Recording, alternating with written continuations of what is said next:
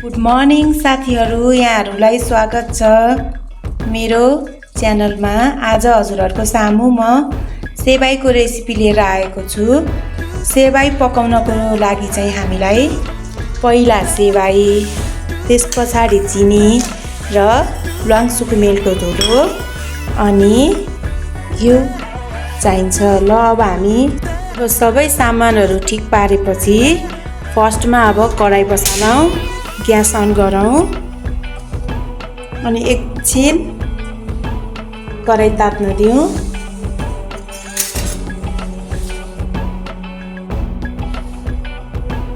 अब कराई तात्न आँटिसकेको छ। यता हामी दुध पनि हल्का मनतातो बनाउँदै गरौँ। अब कराई तातिसकेको छ। अब हामी घिउ हालौँ।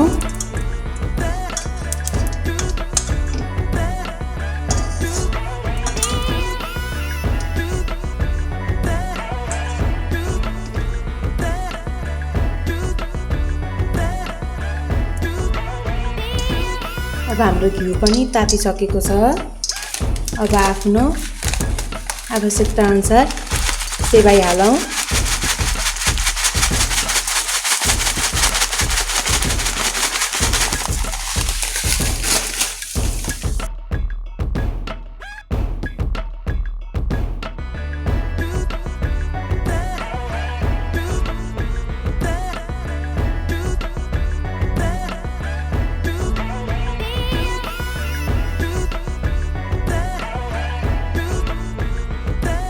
अब सेबाईलाई हल्का ब्राउन हुन्जेलसम्म घिउमा पकाइराखौँ।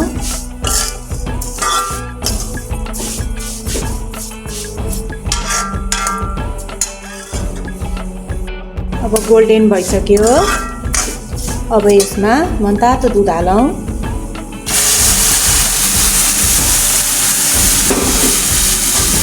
यो चलाउँ।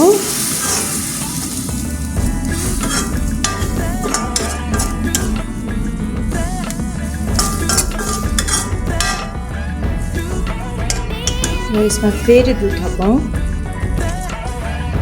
अब दुध हालिसकेपछि यसरी मजाले उमालौँ र अघि छिक्क पारेको ल्वाङ सुकुमेलको धुलो अनि आफ्नो स्वादअनुसार चिनी हालेर एकचोटि मजाले चलाउँ।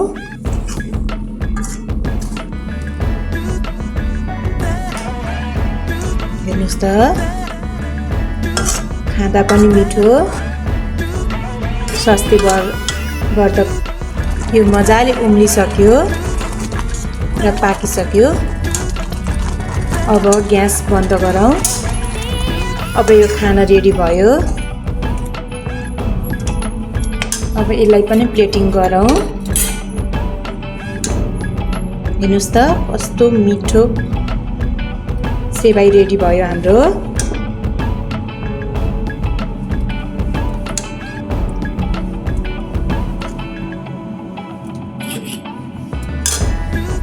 हेर्नुहोस् त, अब हाम्रो सेबाई खाना रेडी भयो।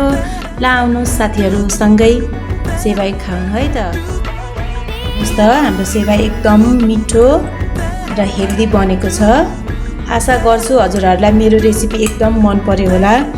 कृपया हजुरहरू पनि एकचोटि यही रेसिपी फलो गरेर बनाउनुहोस् र कस्तो भयो सल्लाह सुझाव दिनु है।